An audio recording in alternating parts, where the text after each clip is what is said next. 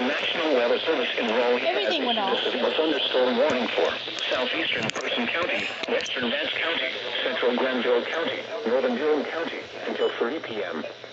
At 2:15 p.m., the thunderstorm was located near Ridgemont, or 10 miles southeast of Roxborough, moving east at 40 miles per hour. Hazard, ping-pong ball-size hail and 60 miles per hour wind gusts. Source, radar indicated. Impact, people and animals outdoors will be injured. Expect hail damage to roofs, siding, windows, and vehicles. Expect wind damage to roofs, siding, and trees.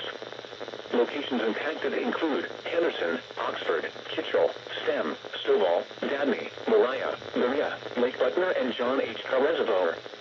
Prepare immediately for large hail and damaging winds. People outside should move immediately to shelter inside a strong building.